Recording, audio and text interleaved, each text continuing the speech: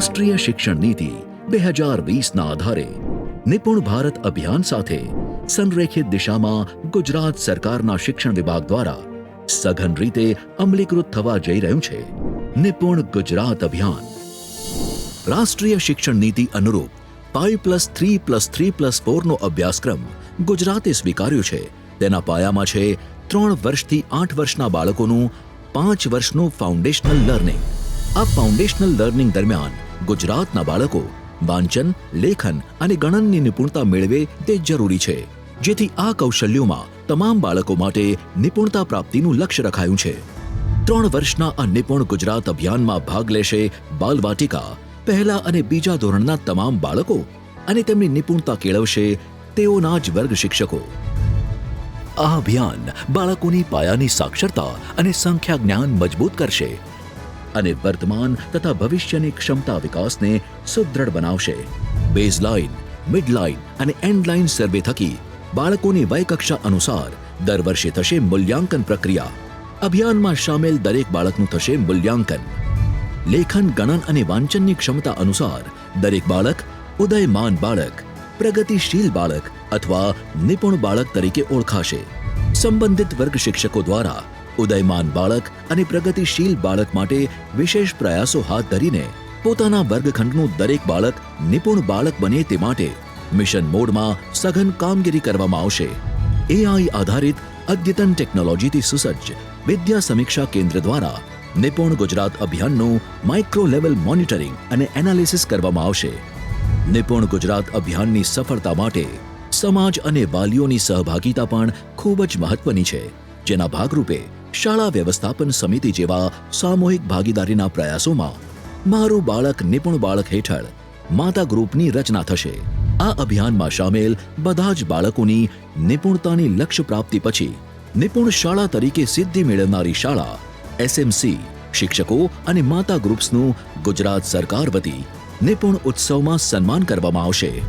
આમ શાળા, સમાજ અને શૈક્ષણિક વહીવટના સુભગ સમન્વય દ્વારા પાયાની સાક્ષરતામાં ઉદયમાન બાળકની નિપુણ બાળક સુધીની સફળ યાત્રામાં સૌ કોઈ ભાગીદાર થશે.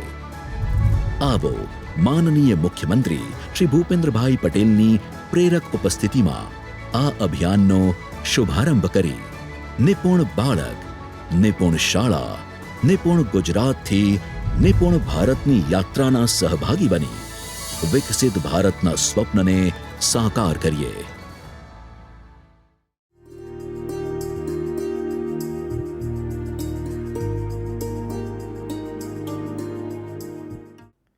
નમસ્તે મિત્રો, નિપુણ ગુજરાત અભિયાનનો પ્રારંભ થઈ ચૂક્યો છે.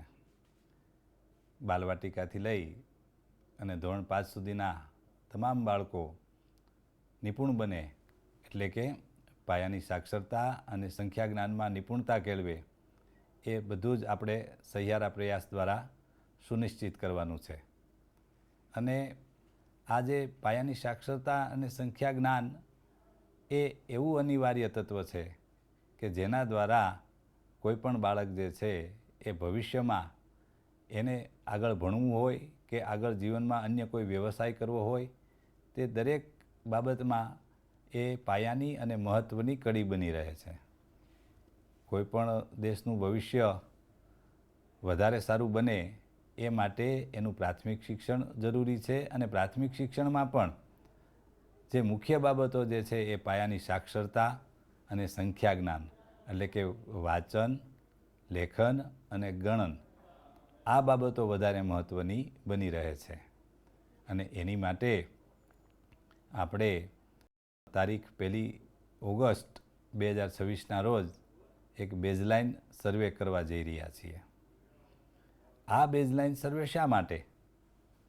ખરેખર આમ જોઈએ તો વર્ગખંડના શિક્ષકને સામાન્ય રીતે તો થોડા સમયમાં ખબર પડી જતી હોય છે કે તેના વર્ગખંડમાં જે બાળકો છે એમાંથી સામાન્ય સમજ ધરાવતા, થોડાક મીડિયમ અને તેજસ્વી બાળકો, આ બધું લેવલ સામાન્ય રીતે શિક્ષકને સમજ હોય જ છે.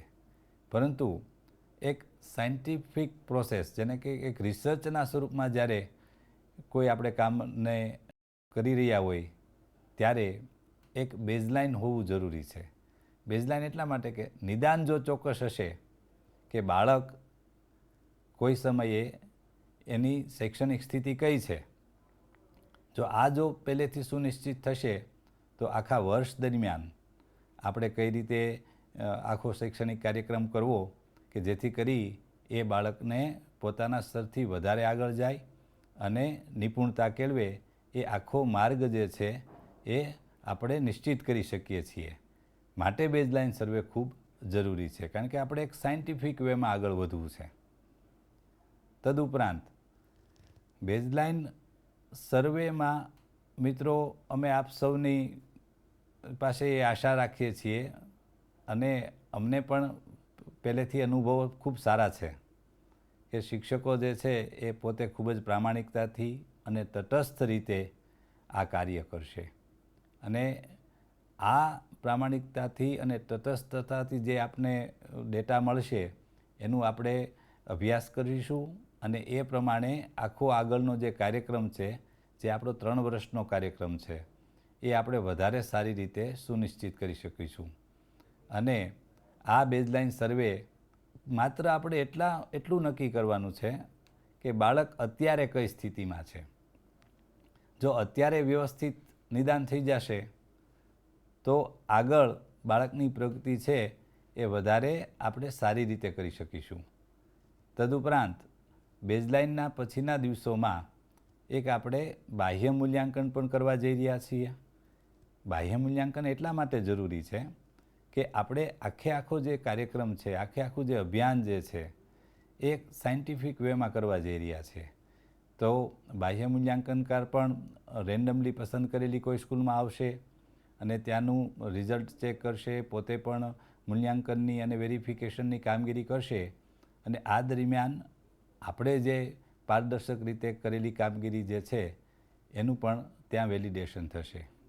આ એટલા માટે જરૂરી છે કે રિસર્ચના કોઈ એક તબક્કે આવી રીતે વેલિડેશન થવું જરૂરી છે. તો મિત્રો, એ સમયે આપણે ખાસ એ ધ્યાન રાખવાનું છે કે આપણે નક્કી કરેલા બેઝલાઇન સર્વેના જે ડેટા છે, એની જે વિગતો છે અને બાહ્ય મૂલ્યાંકનકાર દ્વારા જે વેરિફિકેશન થાય એમાં કોઈ મોટી વિસંગતતા ન રહે. કોઈ કારણસર જો મોટી વિસંગતતા જોવા મળશે તો એ આપણે આખું જે ક્લસ્ટર હશે એનું પરિણામ જે છે એને ડાઉન કરવું પડશે. પણ આવી અમારે જરૂર નહીં પડે એવી અમને ખાતરી છે, કારણ કે શિક્ષકો પોતાનું કામ જે છે એ ખૂબ જ નિષ્ઠાથી કરે છે. પણ એક રિસર્ચ બેઝથી આ કામ કરવાનું હોય માટે આપણે 10% બાહ્ય મૂલ્યાંકન પણ રાખેલ છે. આપણી નિપુણ ગુજરાતનું આખું જે અભિયાન જે છે એનું આખો પરફોર્મા, એની માર્ગદર્શિકા, એનું સાહિત્ય બનાવનાર આપણી ટીમ છે, તે આપણા જ શિક્ષકો છે, CRC, BRC છે અને અન્ય મિત્રો પણ છે.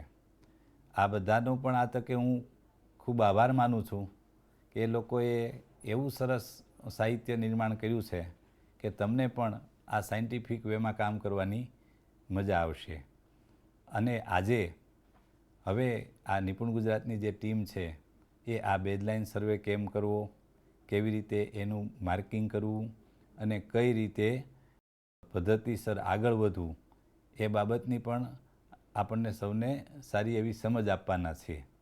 તો ફરીવાર સૌ મિત્રોને વિનંતી છે કે આ બેઝલાઇન સર્વે છે એ પારદર્શક રીતે થાય અને ગુજરાતનું કોઈ પણ બાળક પાયાની સાક્ષરતા અને સંખ્યા જ્ઞાનમાં વંચિત ન રહે અને એ નિપુણતાની કક્ષાએ પહોંચે એ માટેના સરકારશ્રીના જે આ સહિયારો પ્રયાસ છે એમાં સૌ પોતાનું યોગદાન આપે. ફરીવાર આપ સૌનો ખૂબ ખૂબ આભાર. ધન્યવાદ. પાલમ બ્રહ્મ. નમસ્કાર સૌ સારસ્વત મિત્રો.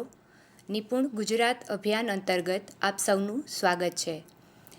નિપુણ ગુજરાત અભિયાન અંતર્ગત આજે આપણે સૌ રાજ્યવ્યાપી પ્રસારણમાં સૌ સહભાગી બન્યા છીએ.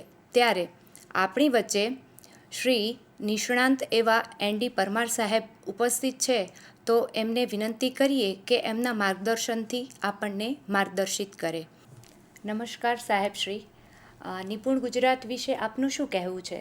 નિપુણ ગુજરાત અભિયાન એ ગુજરાત સરકાર દ્વારા શિક્ષણ વિભાગમાં એક સારામાં સારું પગલું ગણી શકાય. ગુજરાતમાં ગુજરાત રાજ્યની તમામ પ્રાથમિક શાળાઓમાં જે સરકારી હોય, ગ્રાન્ટ ઇન એડ હોય કે ટ્રાઇબલ એજ્યુકેશનની હોય કે પ્રાઇવેટ શાળાઓ હોય, તમામ શાળાઓ માટે આ નિપુણ ગુજરાત અભિયાન એ સરકાર દ્વારા અપનાવવામાં આવ્યું છે. શિક્ષણ વિભાગમાં હમણાં થોડા દિવસ પહેલાં જ આનું પોલિસી તરીકે જાહેર કરવામાં આવ્યું છે. સાથોસાથ ગુજરાતના માનનીય મુખ્યમંત્રી શ્રી ભૂપેન્દ્રભાઈ પટેલ સાહેબ દ્વારા આનું ઉદ્ઘાટન કરવામાં આવ્યું છે. અને આ જે ગુજરાત સરકાર દ્વારા શિક્ષણ વિભાગમાં જે નિપુણ ગુજરાત પોલિસી જે એપ્લાય કરવામાં આવી છે તેમાં નિપુણ ગુજરાત અભિયાન એટલે કે કોઈપણ રાષ્ટ્ર કે રાજ્યના સર્વાંગી વિકાસનો મજબૂત પાયો તેના પ્રાથમિક શિક્ષણમાં છુપાયેલો હોય છે. જો બાળપણમાં જ અક્ષર જ્ઞાન, સંખ્યા જ્ઞાન અને જીવન ઉપયોગી પાયાની સમજણ દ્રઢ બને તો બાળક આગળ જતાં ઉત્કૃષ્ટ જ્ઞાન અને કૌશલ્ય પ્રાપ્ત કરી શકે છે. આ જ ઉદ્દેશને સાકાર કરવા માટે કેન્દ્ર સરકારના નિપુણ ભારત મિશન અંતર્ગત ગુજરાતમાં નિપુણ ગુજરાત અભિયાનનો શુભારંભ કરવામાં આવ્યો છે. નિપુણ મતલબ national initiative for proficiency in reading with understanding and numeracy એટલે કે સમજણપૂર્વક વાંચન અને સંખ્યા જ્ઞાનમાં નિપુણતા માટેની રાષ્ટ્રીય પહેલ કે જે આપણે નિપુણ ગુજરાત અભિયાનમાં આના ઉદ્દેશથી આપણે શિક્ષણ વિભાગમાં અપનાવવામાં આવેલ છે. સરસ વાત કરી સાહેબ આપે કે નિપુણ ગુજરાત અભિયાનનો સમગ્ર ગુજરાતમાં છે એ શુભારંભ થઈ ગયો છે, પરંતુ આપણી ગુજરાતની આ સરકારી શાળાઓમાં એ અમલમાં છે ક્યારે અને કેવી રીતે આવશે? આપે ખૂબ સરસ વાત કરી. ગુજરાત રાજ્યની તમામ પ્રાથમિક શાળાઓમાં હવે ટૂંક સમયમાં એટલે કે ઓગસ્ટ મહિનાની 1લી તારીખથી આપણે આ કોન્સેપ્ટ જે નિપુણ ગુજરાત અભિયાન છે તે અમલમાં મૂકી રહ્યા છીએ. મતલબ કે આ પહેલાં તો તેની અલગ અલગ પ્રકારની તૈયારીઓ આપણે શિક્ષણ વિભાગ દ્વારા કરી દેવામાં આવી છે, પરંતુ 1લી તારીખથી આપણે ગુજરાત રાજ્યની તમામ પ્રાથમિક શાળાઓમાં બેઝલાઇન એસેસમેન્ટ દ્વારા આપણે આ નિપુણ ગુજરાત અભિયાનની શરૂઆત કરી રહ્યા છીએ. આ અભિયાન કયા હેતુઓ અને ઉદ્દેશોની સાથે ક્રમિક રીતે વિકાસ પામશે? નિપુણ ગુજરાત અભિયાન એમાં રાજ્યની તમામ બાલવાટિકા ધોરણ 1થી ધોરણ 5 સુધીમાં જે તમામ બાળકો છે તેમાં પાયાની સાક્ષરતા અને સંખ્યા જ્ઞાનની ક્ષમતાઓ વિકસાવી અપેક્ષિત અધ્યયન પરિણામો પ્રાપ્ત કરવા માટેનો મુખ્ય હેતુ છે. આ સાથે બાલવાટિકા અને પ્રાથમિક શિક્ષણ વચ્ચે સરળ, સાતત્યપૂર્ણ અને બાળ કેન્દ્રીય શૈક્ષણિક સંક્રમણ સુનિશ્ચિત કરી શાળા તૈયારીને એટલે કે સ્કૂલ રેડીનેસ મજબૂત બનાવવાનો મૂળ ઉદ્દેશ છે. આ સિવાય બાળકોમાં વાંચન, લેખન, ગણન, ભાષાકીય સમજણ, સંખ્યા જ્ઞાન, તાર્કિક વિચારશક્તિ અને સમસ્યા નિરાકરણ જેવી મૂળભૂત ક્ષમતાઓનો વિકાસ કરી ક્ષમતાલક્ષી અધ્યયન એટલે કે કોમ્પિટન્સી બેઝ લર્નિંગને પ્રોત્સાહન આપવાની વાત પણ આમાં કરવામાં આવેલી છે. સમાન, સમાવેશી, બાળ મૈત્રીપૂર્ણ અને ગુણવત્તાયુક્ત શિક્ષણ દ્વારા શૈક્ષણિક અસમાનતા ઘટાડવી તથા દરેક બાળકને શીખવાની સમાન તક ઉપલબ્ધ કરાવવાની વાત કરવામાં આવી છે. સતત મૂલ્યાંકન, શૈક્ષણિક સહાય અને ઉપચારાત્મક શિક્ષણ એટલે કે રેમિડિયલ સપોર્ટ દ્વારા બાળકોના અધ્યયન પરિણામોમાં સુધારો નિશ્ચિત કરવાની પણ આ એક ઉદ્દેશ આમાં છે. શાળાના શિક્ષકો, મુખ્ય શિક્ષકો, ક્લસ્ટરના CRC કોઓર્ડિનેટર, બ્લોકના BRC કોઓર્ડિનેટર, આ સિવાય બ્લોક રિસોર્સ પર્સન BRP નિપુણ, ડાયટ ફેકલ્ટીઝ તથા અન્ય શૈક્ષણિક સહાયકોની વ્યાવસાયિક ક્ષમતાઓમાં વૃદ્ધિ કરી ફાઉન્ડેશનલ લિટરસી એન્ડ ન્યુમેરસી એટલે કે FLN આધારિત અસરકારક શિક્ષણ સુનિશ્ચિત કરવાનું છે. ટેકનોલોજી આધારિત મોનિટરિંગ, ડેટા વિશ્લેષણ અને પુરાવા આધારિત આયોજન દ્વારા પણ અભિયાનનું અસરકારક અમલીકરણ સુનિશ્ચિત કરવાનું છે. માતા પિતા, શાળા વ્યવસ્થાપન સમિતિ એટલે કે SMC તથા સ્થાનિક સમુદાયની સક્રિય ભાગીદારી દ્વારા બાળકો માટે સહાયક શૈક્ષણિક વાતાવરણનું પણ નિર્માણ કરવાની વાત આમાં આપણે કરી છે. બાળકોમાં જીવન પર્યંત અધ્યયન માટે જરૂરી મૂળભૂત જ્ઞાન, કૌશલ્યો અને મૂલ્યોનો વિકાસ કરી મજબૂત શૈક્ષણિક પાયાનું પણ નિર્માણ કરવાની આમાં વાત કરેલી છે. એટલે કે આ તમામ બાબતો આપણે આમાં આવરી લીધેલી છે. ખૂબ સરસ સાહેબશ્રી, આપની આ માહિતી છે અધ્યયનને અસરકારક બનાવવા માટે અમને ખૂબ ઉપયોગી નીવડશે. સાથે સાથે એવું છે કે આ અભિયાન છે એના માટે કઈ કઈ સહેતુક અને સહાયક સામગ્રીઓ છે જેને આપણે આ અભિયાન દરમિયાન ઉપયોગમાં લઈ શકીશું? આપ દ્વારા ખૂબ સરસ પ્રશ્ન પૂછવામાં આવ્યો. આ ઘણી જ અગત્યની બાબત છે અને દરેક શાળામાં દરેક તમામ શિક્ષક મિત્રોનું આચાર્યશ્રીએ પણ આ બાબતનું ધ્યાન રાખવાનું છે. નિપુણ ગુજરાત અભિયાન અંતર્ગત મુખ્યત્વે પાયાની સાક્ષરતા અને સંખ્યા જ્ઞાનની વાત છે.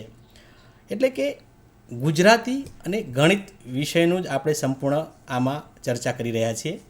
તો ગુજરાતી વિષયની માર્ગદર્શિકા આપણે આપેલી છે. આ સાથે ગુજરાતી વિષયની વર્કશીટ પણ આપણે આપેલી છે. માર્ગદર્શિકા અને વર્કશીટ એ સિક્કાની બે બાજુ જેવું છે. એટલે કે માર્ગદર્શિકામાં શિક્ષકને તમામ પ્રકારની સૂચનાઓ આપેલી છે કે જેના દ્વારા શિક્ષક સમજી શકશે, અને જ્યાં બાળકની કચાશ છે તે વર્કશીટ દ્વારા તે બાળકને મહાવરો કરાવી શકશે. આ સિવાય ટ્રેકર પણ આપવામાં આવેલું છે. ટ્રેકર એટલે કે બાળકને ટ્રેક કરવાનું છે. તો બાળકને ટ્રેક કઈ રીતે કરવું? તો જે બેઝલાઇન એસેસમેન્ટ એટલે કે જે પ્રશ્નાવલી દ્વારા બાળકે કેટલું તેનું પરિણામ મેળવ્યું છે, કેટલા બાબતમાં એ સફળ થયો છે, કે સારી રીતે તે કરી શક્યો છે, તો તે જે ટ્રેકર છે તેમાં શિક્ષક દ્વારા ટ્રેક કરવામાં આવશે. એટલે કે ખરાની નિશાનીથી ટ્રેક કરશે. એટલે કે આ ટ્રેકર પણ તેમાં આપવામાં આવેલું છે. આ સિવાય બંને વિષયમાં એટલે કે ગુજરાતીમાં અને ગણિતમાં બંનેમાં માર્ગદર્શિકા છે, બંનેમાં વર્કશીટ છે, બંનેમાં ટ્રેકર છે, અને બંનેમાં કેવી રીતે એટલે કે આ કામ તમારે કઈ રીતે કરવાનું છે, આનો ઉપયોગ કઈ રીતે કરવાનો છે એ માહિતી પણ આપણે તેમાં આપવામાં આવેલી છે. સાથોસાથ બેઝલાઇન એસેસમેન્ટના પેપર એટલે કે પ્રશ્નાવલી સર્વે માટેની, મિડલાઇન એસેસમેન્ટના સર્વે અને એન્ડલાઇન એસેસમેન્ટના સર્વે જે તે સમયે જ્યારે તેનું સર્વે હશે ત્યારે એના પ્રશ્નાવલી પણ આપણે આપવામાં આવશે. એટલે કે મુખ્યત્વે વર્કશીટ, માર્ગદર્શિકા, ટ્રેકર અને એસેસમેન્ટના જે પ્રશ્નાવલી છે તે મુખ્ય સાહિત્યનો પણ આમાં આપણે જીસીઆરટી દ્વારા ઉપલબ્ધ કરાવવામાં આવશે. સરસ વાત કરી સાહેબ કે દરેક સામગ્રીઓનો ઉપયોગ કઈ રીતે થશે, કઈ કઈ સામગ્રીઓ છે એ આ સાથે સંકળાયેલી છે. એની સાથે આ અભિયાનની સક્રિયતા માટે આપણે કોને કોને છે એ આ અભિયાન અંતર્ગત જોડી શકીશું? ખૂબ સરસ. આ અભિયાનમાં એટલે કે નિપુણ ગુજરાત અભિયાનમાં આપણે સૌપ્રથમ શાળામાં અભ્યાસ કરતા તમામ બાળકોના વાલીઓ, આ વાલીઓને આપણે જોડી શકીએ છીએ. શાળા વ્યવસ્થાપન સમિતિ એટલે કે સ્કૂલ મેનેજમેન્ટ કમિટી, તેના સભ્યોને પણ આપણે જોડી શકીએ છીએ. આ સિવાય આપણે સ્થાનિક સ્વરાજ્યની સંસ્થાઓ, સ્વૈચ્છિક સંસ્થાઓ તેમજ અન્ય સમુદાયની ભાગીદારી પણ આમાં આપણે કરાવેલી છે. એટલે કે શાળાના આ જે નિપુણ ગુજરાત અભિયાન કોન્સેપ્ટ છે તેમાં વાલીઓ, એસએમસીના સભ્યો, સ્થાનિક સ્વરાજ્યની સંસ્થાના સભ્યો, મતલબ અલગ અલગ બાબતો. અને આનામાં એક સૌથી સારો કોન્સેપ્ટ છે માતા જૂથનો. એટલે કે માતાઓને પણ શાળાઓના બાળકોની માતાઓનું એક જૂથ બનાવવાનું છે અને તેઓ પણ આમાં સહભાગી થશે અને આ કન્સેપ્ટને આગળ વધારવા માટે આપણને ખૂબ જ મદદગાર થશે.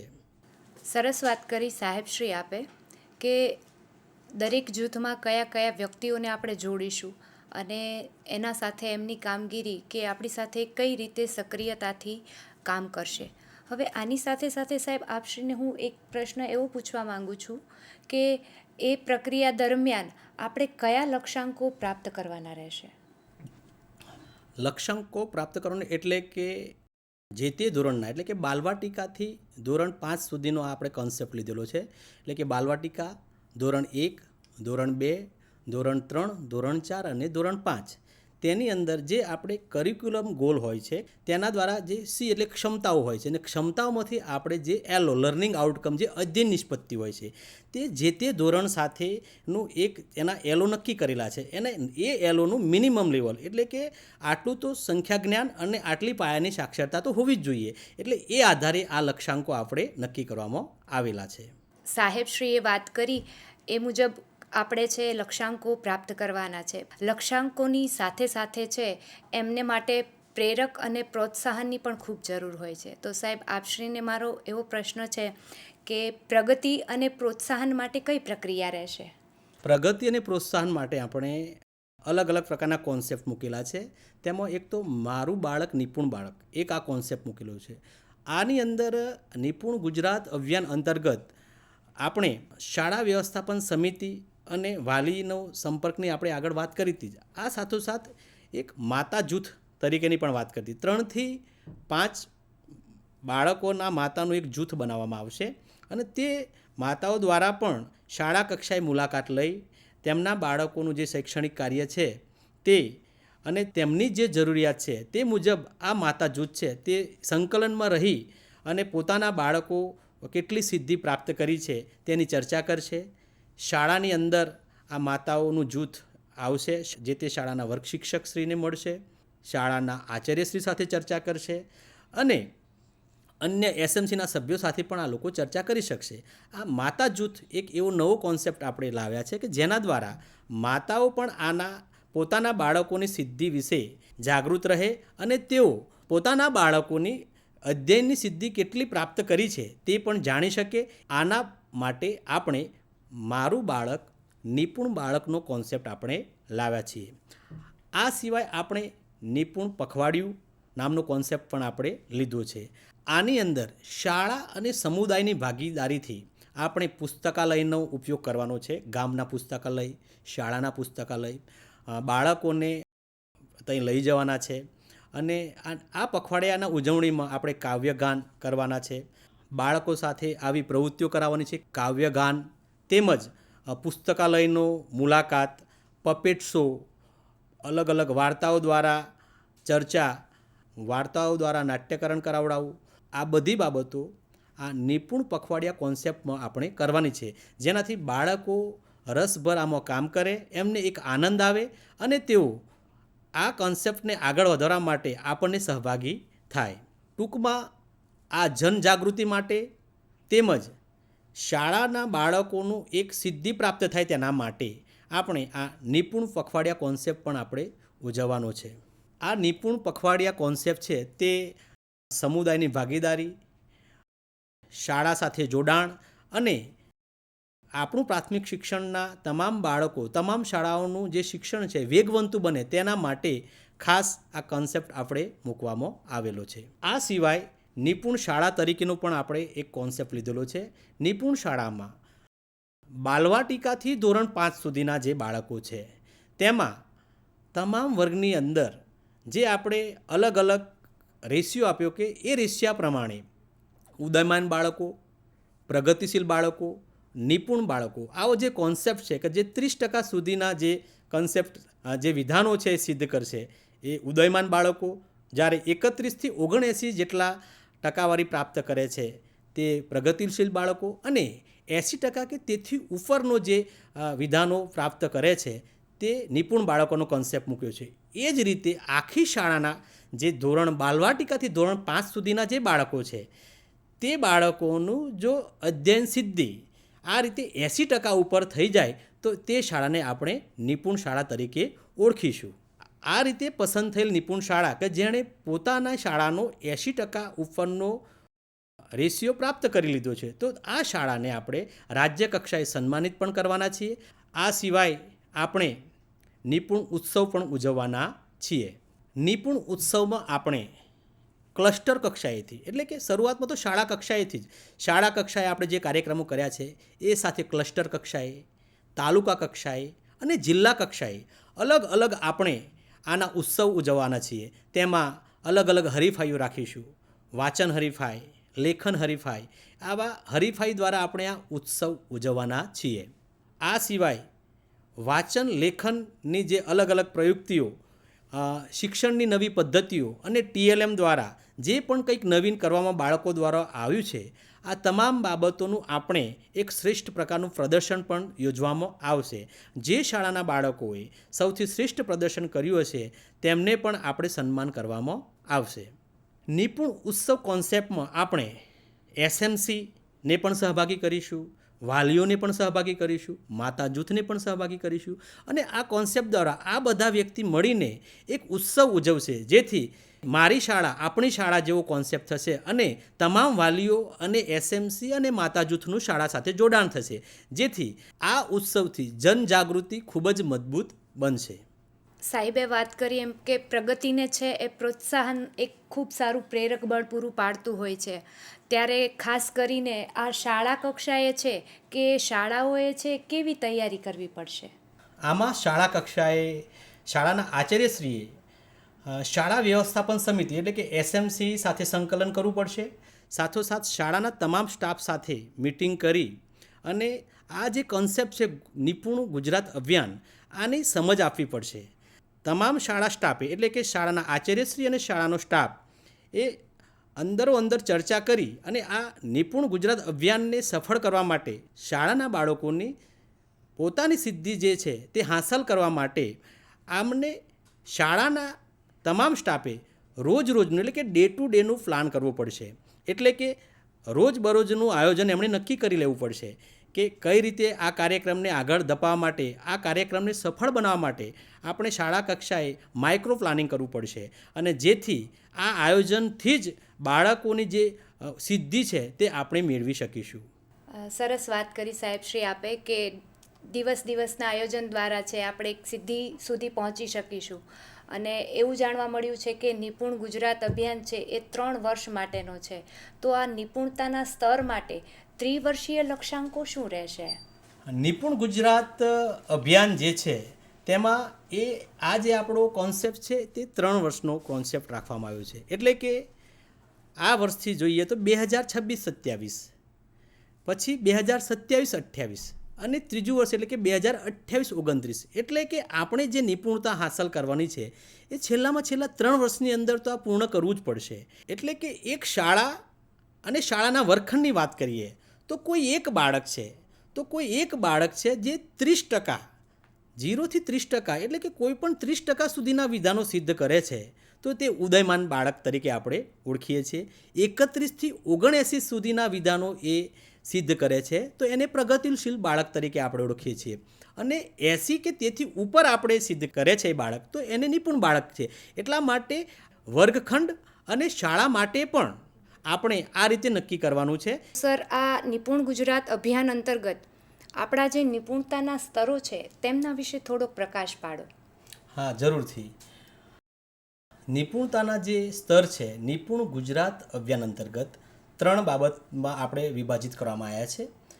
જે છે સૌપ્રથમ ઉદયમાન બાળકો કે જેમની સ્થિતિ 0થી 30%, એટલે કે 30%ના દાયરાની અંદર જે આવતા બાળકો છે એ વિધાનો પર આધારિત છે. ટ્રેકરના જે વિધાનો છે તે કુલ જે તે ધોરણના કુલ વિધાનોના 30% સુધીના વિધાનો સિદ્ધ કર્યા હોય તો એ ઉદયમાન બાળકોમાં આવશે.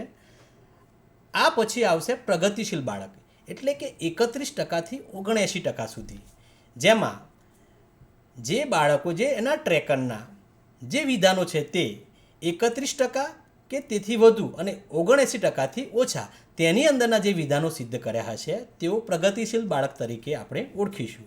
અને નિપુણ બાળક એટલે કે જે બાળકો 80% કે તેથી ઉપરના વિધાનો સિદ્ધ કર્યા છે તો તે બાળકોને આપણે નિપુણ બાળકો તરીકે ઓળખીશું.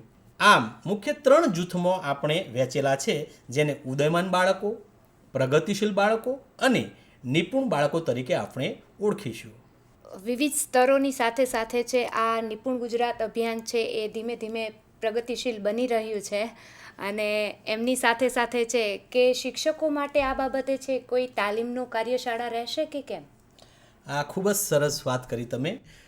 શિક્ષકો માટે આની તાલીમ લેવી ખૂબ જ જરૂરી છે, પણ આમાં અલગ પ્રકારે આપણે વિચારેલું છે. એટલે કે નિપુણ ગુજરાત અભિયાન અંતર્ગત રાજ્યના તમામ શિક્ષકશ્રીઓને તમામ શાળાઓમાં પ્રાથમિક વિભાગના જે શિક્ષકશ્રીઓ છે તમામને આપણે ઓન એર દ્વારા પ્રસારણ કરીશું. એટલે કે બાયસેગના માધ્યમથી આપણે ઓન એર પ્રસારણ કરીશું, જે તમામ બાલવાટિકાથી ધોરણ 5 સુધીના તમામ શિક્ષકશ્રીઓ, શાળાના આચાર્યશ્રીએ, CRC, BRC અને BRP નિપુણ કે જે લોકો ફિલ્ડમાં અમને માર્ગદર્શન આપવાના છે, તે તમામે આ ઓન એર કાર્યક્રમ નિહાળવાનો છે. આ સાથોસાથ તમે SMCના સભ્યોને પણ જોડી શકો છો, માતા જૂથને પણ જોડી શકો છો, અન્ય સ્વૈચ્છિક સંસ્થાઓ, સમુદાયની ભાગીદારીવાળા વ્યક્તિઓ પણ આ જોઈ શકે, જેથી તેમને પણ આ કોન્સેપ્ટનો ખ્યાલ આવે. આ સિવાય આપણે દીક્ષા પોર્ટલ પર પણ આનો આખો કાર્યક્રમ મૂકવાના છીએ. એટલે કે આખી ઓનલાઈન તાલીમ આપણે મૂકીશું દીક્ષા પોર્ટલ પર, અને જે તાલીમ જે તે ધોરણ બાલવાટિકાથી ધોરણ 1, ધોરણ 2, ધોરણ 3, ધોરણ 4 અને ધોરણ 5 એટલે કે ધોરણ બાલવાટિકાથી ધોરણ 5 સુધીના જે શૈક્ષણિક કાર્ય કરાવતા જે તે તમામ શિક્ષકશ્રીઓએ પણ આની તાલીમ લેવાની છે. અને આ તાલીમ લઈને એના આગળ જે માર્ગદર્શન, જે સૂચનાઓ આપેલી છે તેને ફોલોઅપ કરી આ તાલીમ પૂર્ણ કરવાની છે. તાલીમ પૂર્ણ કર્યા બાદ તેમને એક સર્ટિફિકેટ જનરેટ થશે. એ સર્ટિફિકેટ પણ તેમને ડાઉનલોડ કરી અને શાળા કક્ષાએ અને ક્લસ્ટર કક્ષાએ એમને આની જાણકારી પણ આપવાની છે. આમ આ જે તાલીમનો મુખ્ય હેતુ છે એ શિક્ષકો આનાથી પરિચિત થાય અને આ જે શૈક્ષણિક FLN અંતર્ગત જે કામગીરી કરવાની છે તેનાથી માહિતગાર થાય, એ ખાસ આનો ઉદ્દેશ રહેલો છે. આભાર સાહેબ, ખૂબ સરસ ઊંડાણપૂર્વક આપની માહિતી છે આમ શિક્ષકો સુધી પહોંચશે. અને સાથે સાથે તમે વાત કરી એમ કે બાલવાટિકાથી લઈને ધોરણ 5 સુધી છે આ અભિયાન છે એ ચાલી રહ્યો છે, તો એના માટે જે શિક્ષકો છે જે રોજનું દૈનિક કાર્ય કરે છે અથવા તો દૈનિક આયોજન કરે છે, એમાં કશો ફેરફાર પડશે કે કેમ?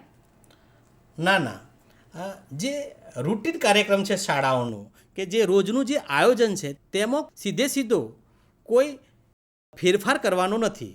એટલે કે જે શાળા કક્ષાનું શિડ્યુલ છે તે એનું એ જ રાખવાનું છે, પરંતુ શાળાના આચાર્યશ્રીએ પોતાનું એક આગવું આયોજન કરવું પડશે. તેના માટે આચાર્યશ્રીએ અને શાળાના સ્ટાફે સંકલન કરીને તેનું એક આયોજન કરવું પડશે.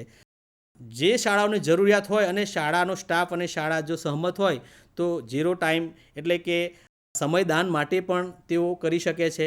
આ સિવાય શાળાના જે સમયની અંદર જ જ્યાં જ્યાં એમને જરૂરિયાત જણાય અને જ્યાં સમય મળે ત્યાં જ આ કામ કરવાનું છે. અલગથી કોઈ સ્પેશિયલ આનું શિડ્યુલ તૈયાર કરવાનું નથી.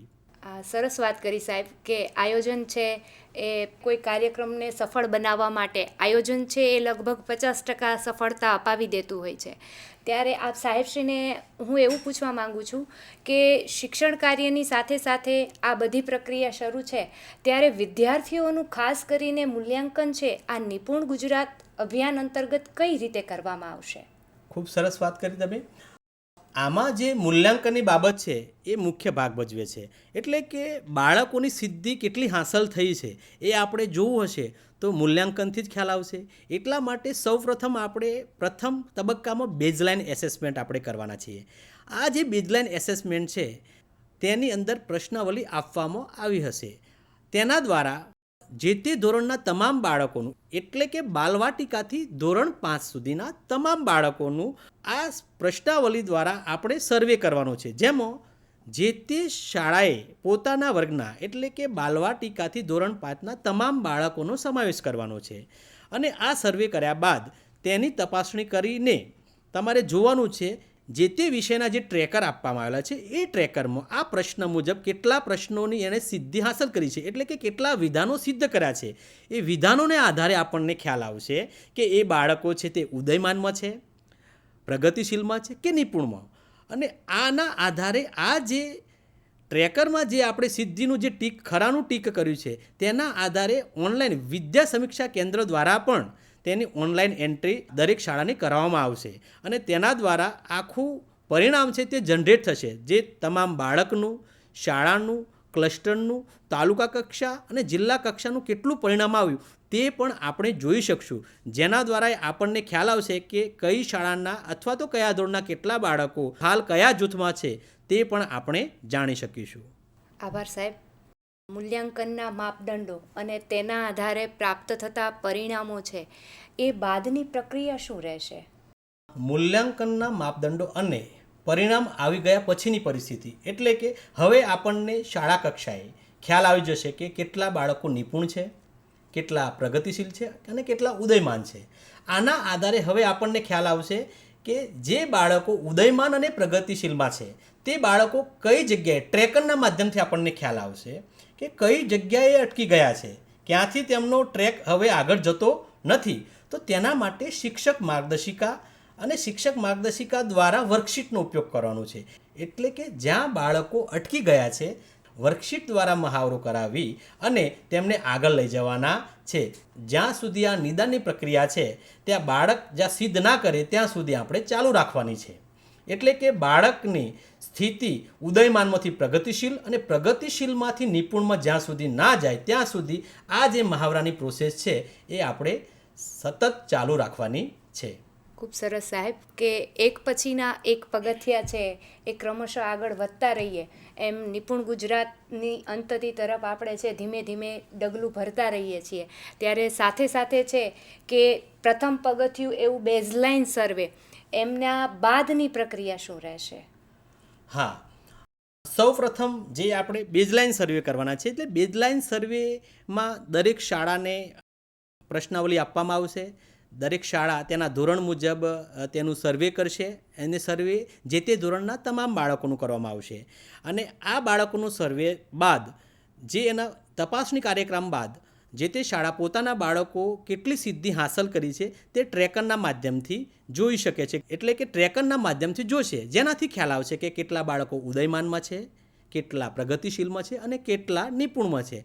અને આ આધારે તેમને ખ્યાલ આવવાથી તેઓ હવે પછીની પ્રોસેસ જે કરશે, જેમ કે જે ઉદયમાનમાં બાળકો છે તેના માટેની પ્રક્રિયા અલગ હશે, પ્રગતિશીલ બાળકો માટેનું અલગ કામ હશે અને નિપુણ બાળકો જે નિપુણ થશે તેમને આપણે રેગ્યુલર બાળકો સાથે શિફ્ટ કરીશું. એટલે કે જે બાળકો ઉદયમાન બાળકમાં છે, જે પ્રગતિશીલમાં છે અને જેઓ નિપુણમાં છે, એટલે આ જે 3 જૂથમાં જે આપણને મળશે તેના આધારે આપણે આગળની પ્રક્રિયા હાથ ધરવાની છે. જે નિપુણ બાળકો છે તેમને મેઇન સ્ટ્રીમ કરવાના છે અને આ સિવાય જે ઉદયમાન અને પ્રગતિશીલ છે તેમના માટે આપણે આગળ મહાવરાનું કાર્ય કરાવી અને તેની પ્રોસેસ ચાલુ રાખવાની છે.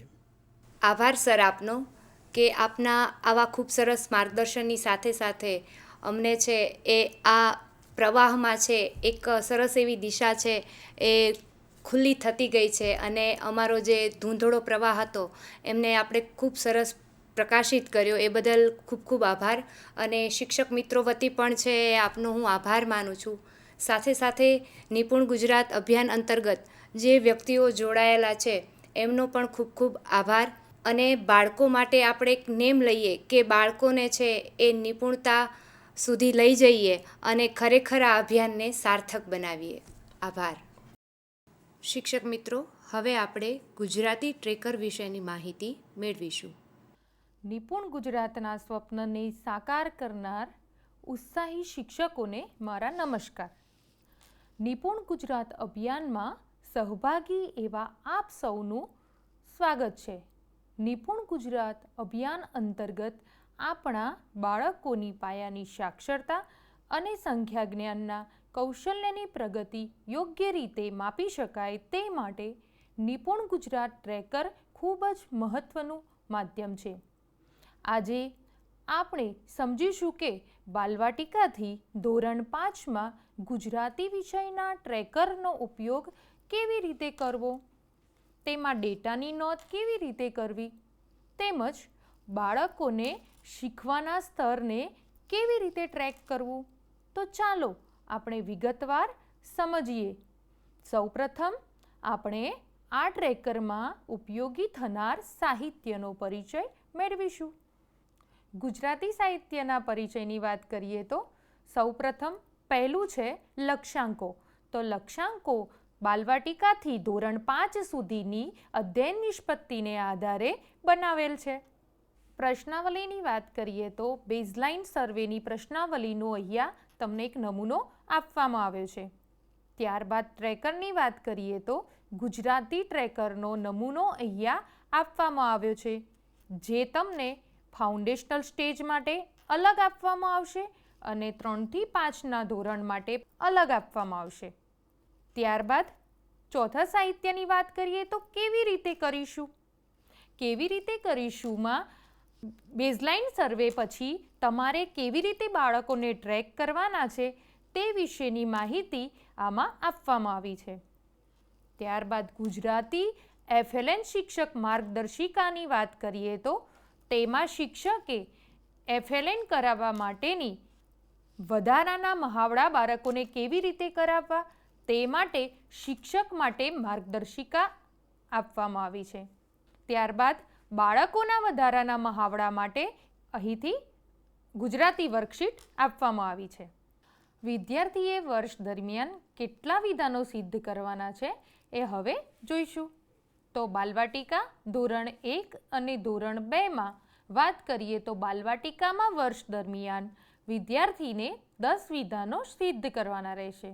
ધોરણ 1માં વિદ્યાર્થીને વર્ષ દરમિયાન ટોટલ 50 વિધાનો સિદ્ધ કરવાના રહેશે અને ધોરણ 2માં વિદ્યાર્થીને વર્ષ દરમિયાન 70 વિધાન ટોટલ સિદ્ધ કરવાના રહેશે.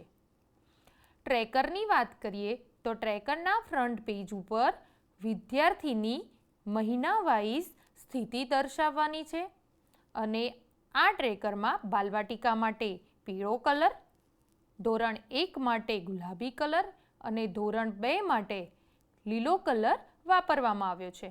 ધોરણ 3ની વાત કરીએ તો વિદ્યાર્થીને વર્ષ દરમિયાન ટોટલ 55 વિધાનો સિદ્ધ કરવાના છે. ધોરણ 4ની વાત કરીએ તો વિદ્યાર્થીને વર્ષ દરમિયાન ટોટલ 65 વિધાનો સિદ્ધ કરવાના છે અને ધોરણ 5ની વાત કરીએ તો વિદ્યાર્થીએ વર્ષ દરમિયાન ટોટલ 70 વિધાનો સિદ્ધ કરવાના છે. ધોરણ 3થી 5માં પણ દર મહિને બાળકની સ્થિતિની નોંધ ફ્રન્ટ પેજ ઉપર કરવાની રહેશે. ધોરણ 3થી 5માં પણ ધોરણ 3માં પીળો કલર, ધોરણ 4માં ગુલાબી કલર અને ધોરણ 5માં લીલો કલર વાપરવામાં આવ્યો છે. બાલવાટિકાથી ધોરણ 5 સુધીના ટ્રેકરની આપણે હવે સમજ મેળવીશું.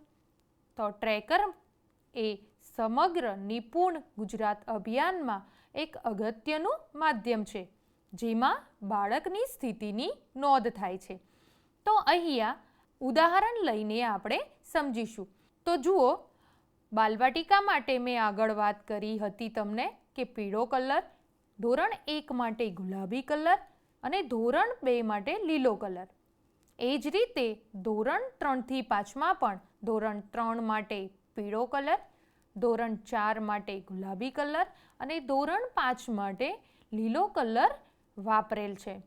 આપણે પહેલાં ફાઉન્ડેશનલ સ્ટેજ એટલે કે બાલવાટિકા ધોરણ 1 અને ધોરણ 2ની વાત કરીશું, જેમાં ધોરણ 2નો એક જય નામનો વિદ્યાર્થી છે.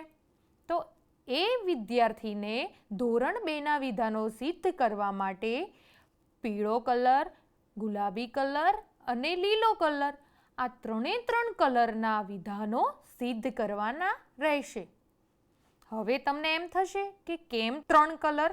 તો શિક્ષક મિત્રો, પીળો કલર જે બાલવાટિકાનો છે અને ગુલાબી કલર ધોરણ 1 માટે છે એ બંને વિધાનો ધોરણ 2માં તો સિદ્ધ કરવાના થાય. તો 3 કલરના વિધાનો ધોરણ 2માં સિદ્ધ કરવાના રહેશે. એ જ રીતે ધોરણ 1ની વાત કરીએ, વિભા નામની વિદ્યાર્થીની છે, ધોરણ 1માં અભ્યાસ કરે છે. તો તેને ટ્રેકરના પીળા અને ગુલાબી કલરના વિધાનો સિદ્ધ કરવાના રહેશે. તે જ રીતે યોગી નામનો વિદ્યાર્થી એ બાલવાટિકામાં અભ્યાસ કરે છે, તો તેને ફક્ત અને ફક્ત પીળા કલરના વિધાનો જ સિદ્ધ કરવાના રહેશે. આ આપણે બાલવાટિકાથી ધોરણ 2ની વાત કરી.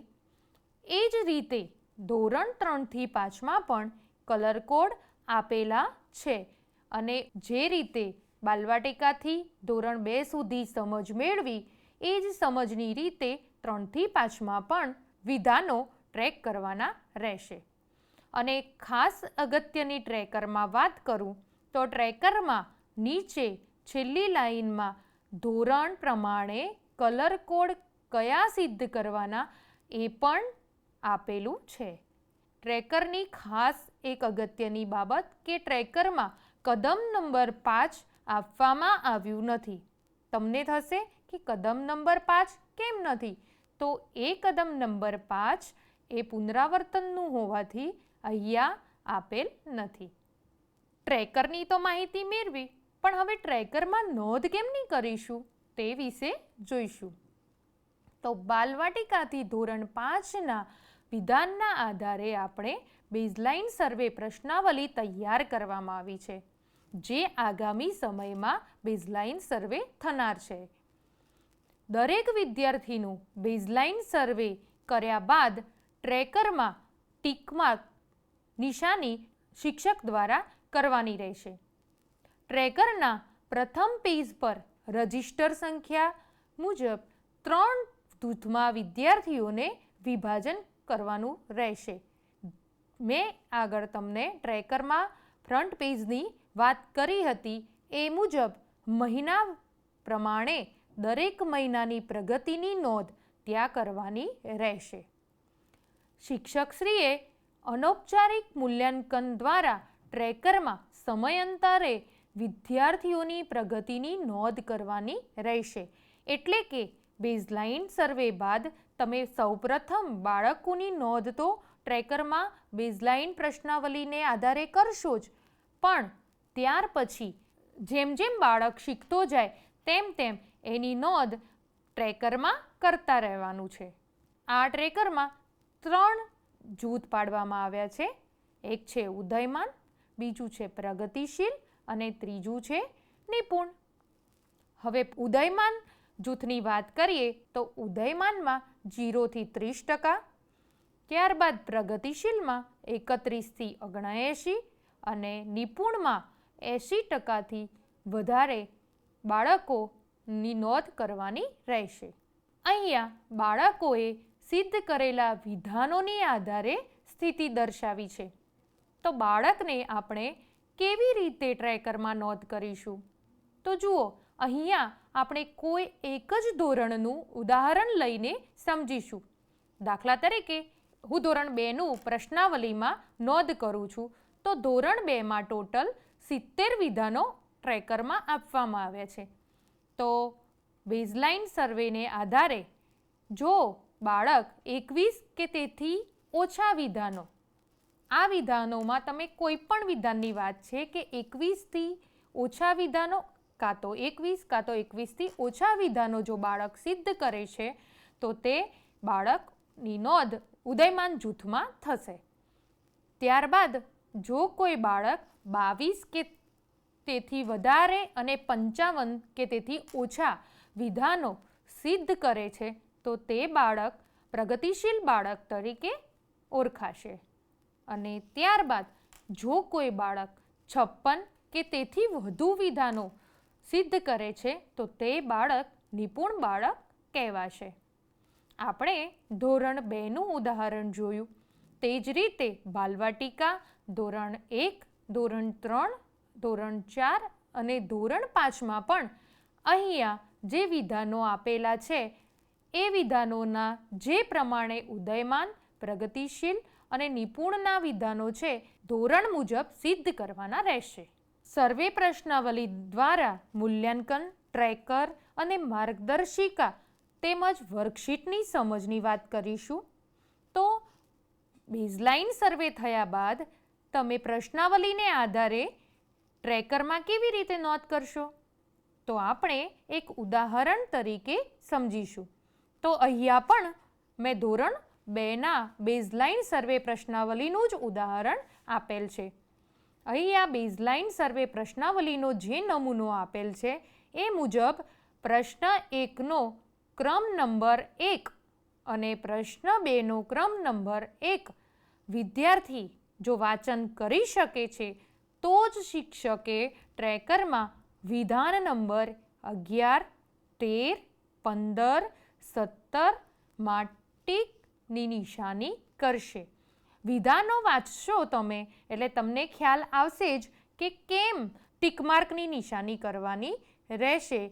ખાસ અગત્યની બાબત એ છે કે ટ્રેકરમાં 0 કદમથી કદમ 11 સુધીની અલગ અલગ વિધાનોની ઉપર કદમ આપવામાં આવ્યા છે, જે મુજબ આપણે વિધાનો સિદ્ધ કરવાના છે. જો કોઈ વિદ્યાર્થીને કદમ એકમાં ગમનજ અને કાનાથી બનતા શબ્દો અને વાક્યો આવડે છે તો એ વિદ્યાર્થીને કદમ એકમાં 11 નંબર અને 13 નંબરના વિધાનમાં ટીક કરવાનું રહેશે.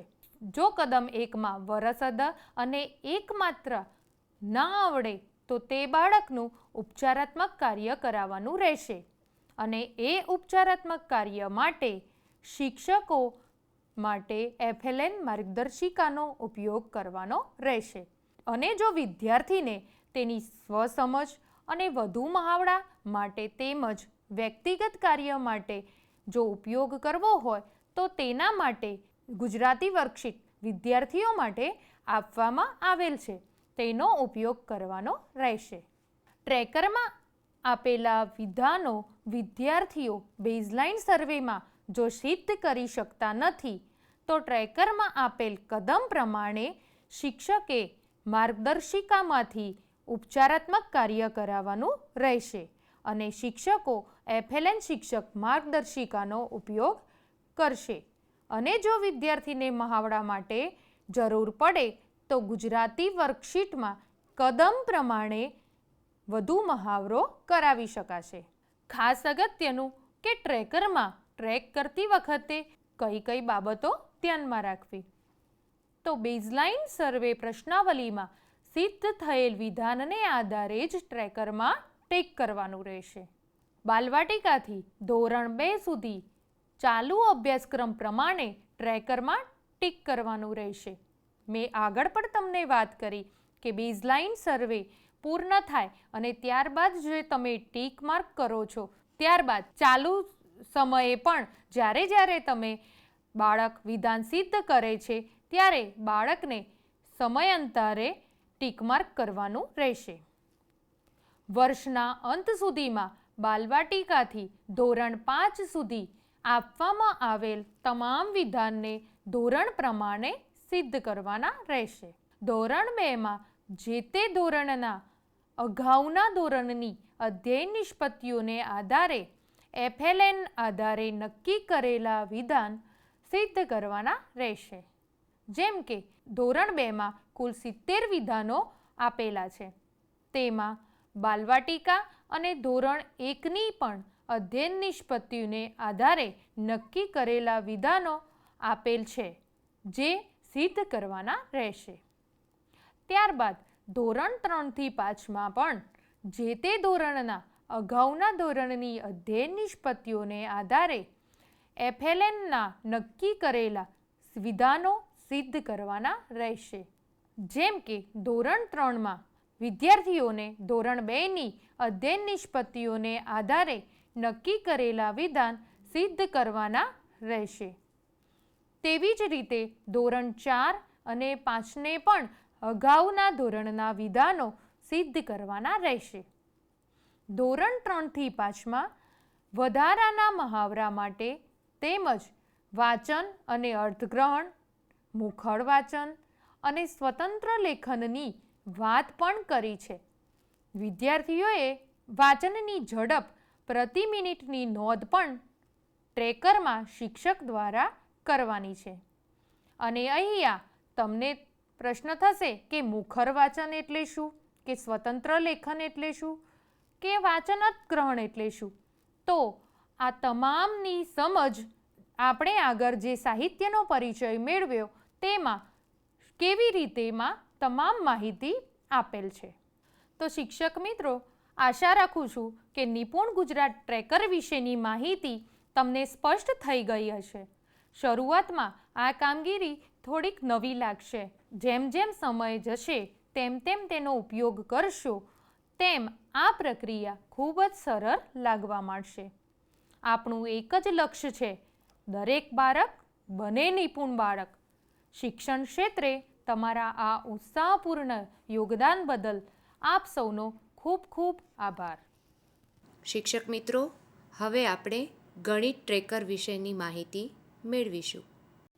નમસ્કાર શિક્ષક મિત્રો, આજે આપણે નિપુણ ગુજરાત અભિયાન અંતર્ગત જીસીઆરટી ગાંધીનગર પ્રેરિત 2026-27થી 2028-29 દરમિયાન જે અભિયાન છે એના અંતર્ગત આપણે કેટલીક વાત કરીશું. આજે આપણે ગણિત ટ્રેકર વિશેની વિશેષ માહિતી મેળવીશું. હવે ગણિત સાહિત્ય પરિચય અનુરૂપ આપણે કેટલાક સાહિત્યનો પરિચય મેળવીશું. અહીંયા લક્ષાંક, પ્રશ્નાવલી, ટ્રેકર કેવી રીતે કરીશું, ગણિત માર્ગદર્શિકા, ગણિત વર્કશીટ આપ ડિસ્પ્લે પર જોઈ શકો છો. એ પ્રમાણે દરેક ધોરણના લક્ષ્યાંકો જે નક્કી કરવામાં આવેલા છે એ પ્રમાણે લક્ષ્યાંકો છે. દરેક બાલવાટિકાથી ધોરણ 5 સુધીની પ્રશ્નાવલી પણ અહીંયા મૂકવામાં આવેલી છે. ત્યારબાદ ટ્રેકર કે જે વિદ્યાર્થીને ટીક કરવા માટે પણ અહીંયા આપણે ટ્રેકર મૂકેલું છે. ત્યારબાદ ટ્રેકરમાં કેવી રીતે આપણે ટ્રેક કરીશું એની એક માર્ગદર્શિકા પણ મૂકેલી છે. ત્યારબાદ ગણિત માર્ગદર્શિકામાં બાળકને ઉપચારાત્મક કાર્ય શિક્ષકે કેવી રીતે કરાવવું એમના નમૂનારૂપ કેટલાક ઉદાહરણ પણ સાથે આપણે ગણિતની અંદર આપેલું છે. ત્યારબાદ બાળકને વધુ મુહાવરા માટે, સ્વ અભ્યાસ માટે ગણિત વર્કશીટ પણ આપેલી છે. અહીંયા એક ઉદાહરણરૂપ એક લક્ષ્યાંક તમને ધોરણ 2ના લક્ષ્યાંકો અહીંયા આપેલા છે કે આખા વર્ષ દરમિયાન આપણે આ જે લક્ષ્યાંકો છે કુલ 30 લક્ષ્યાંકો છે ધોરણ 2ના એ સિદ્ધ કરવાના રહેશે. એવી જ રીતે બાલવાટિકાથી લઈ અને ધોરણ 5 સુધીના લક્ષ્યાંકો છે. ડિસ્પ્લે પર તમે જુઓ છો એ પ્રમાણે બાલવાટિકાના કુલ 6 લક્ષ્યાંક જે આખા વર્ષ દરમિયાન આપણે સિદ્ધ કરવાના થાય છે. ત્યારબાદ ધોરણ 1માં કુલ 22 લક્ષ્યાંક છે. એમાં સાથે બાલવાટિકાના પણ લક્ષ્યાંક હશે. એમ મળીને કુલ 22 લક્ષ્યાંક છે એ આપણે સિદ્ધ કરવાના થશે. ધોરણ 2ના 30 લક્ષ્યાંક છે, ધોરણ 3ના 21, ધોરણ 4ના 38 અને ધોરણ 5ના 56 લક્ષ્યાંકો છે એ આપણે સિદ્ધ કરવાના થશે. બાલવાટિકાથી ધોરણ 5ના વિધાન આધારિત બેઝલાઇન સર્વે પ્રશ્નાવલી તૈયાર કરવામાં આવી છે. દરેક વિદ્યાર્થીઓનું બેઝલાઇન સર્વે કર્યા બાદ ટ્રેકરમાં વિધાનની નીચે ખરાની નિશાની શિક્ષક દ્વારા કરવાની છે. અગાઉ જે આપણે સાહિત્ય પરિચયમાં જે ટ્રેકરનો આપણે અભ્યાસ કર્યો એ જ ટ્રેકરમાં વિદ્યાર્થીનું બેઝલાઇન સર્વે કર્યા બાદ ટ્રેકરમાં વિધાનની નીચે ખરાની નિશાની કરવાની થાય છે. ટ્રેકરના પ્રથમ પેજમાં રજિસ્ટર સંખ્યા મુજબ 3 જૂથમાં વિદ્યાર્થીઓ ટ્રેકર આધારિત જૂથમાં વિભાજિત થશે. જેમ કે ઉદયમાન, તો 0થી 30% જે બાળકો હશે એ ઉદયમાનમાં આવશે. પ્રગતિશીલ, તો 31થી 79% જે બાળકો હશે એ પ્રગતિશીલમાં હશે.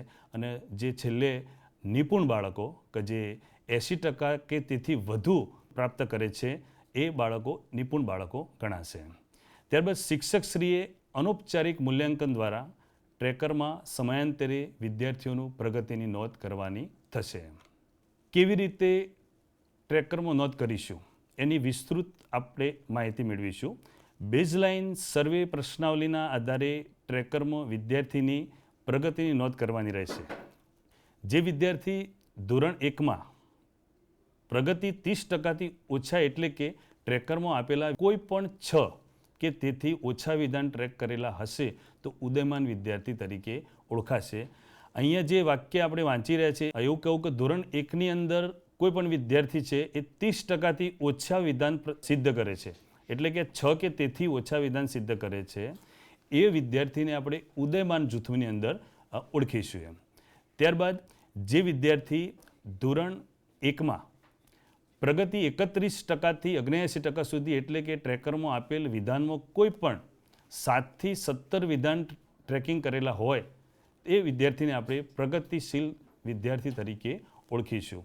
એ જ રીતના ત્રીજું જૂથ છે કે જે વિદ્યાર્થીને ધોરણ 1માં 80% કે તેથી વધુ વિધાનો પ્રાપ્ત કરેલા છે એવા વિદ્યાર્થીને આપણે 18 કે તેથી વધુ વિધાન એને જે કુલ વિધાન હોય આ ધોરણ 1નું છે એમાં એટલે કુલ વિધાનમાંથી 18 કે એથી વધુ વિધાનો પ્રાપ્ત કર્યા હોય એવા બાળકને આપણે નિપુણ બાળક ગણીશું.